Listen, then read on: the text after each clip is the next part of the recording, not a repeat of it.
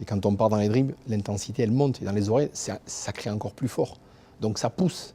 La définition pour pourquoi les supporters vous apportent, c'est ça. On part en dribble, oh, mais j'entends pas ce qu'ils disent. Par contre, j'ai du bruit qui monte, qui monte, qui monte. Jusqu'à l'aboutissement du but, et là, wow, ça explose. Moi, j'ai vécu ma plus grosse émotion, elle s'est passée face à Milan. Quand Papin saute, Waddle qui marque, j'étais au Vélodrome, donc c'est l'ancien Vel, pour moi le seul et l'unique Vel, je suis désolé, mais c'est un vrai Vélodrome celui-là. Et le stade a explosé. C'est-à-dire que tout autour de nous, les gens hurlaient. C'est-à-dire que j'avais l'impression que le stade allait s'écrouler.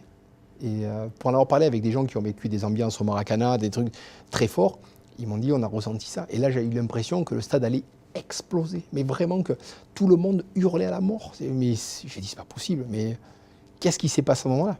C'est-à-dire que Marseille bat le Grand Milan en 91, Waddle, enfin tout ce qui se passe.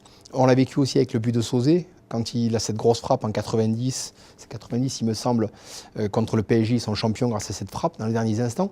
Et là pareil, le Vel, il a explosé. Et certains m'ont dit à l'époque, alors moi j'étais devant ma télé, mais France-Portugal, quand Platini marque ce fameux but, où voilà, le Vel, voilà.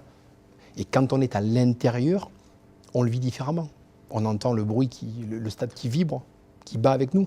Et ça, c'est voilà, c'est quelque chose qu'on ne peut pas forcément ressentir ailleurs. Je l'ai ressenti très peu de fois. Ouais, en Angleterre, en Écosse, ça vibrait un peu.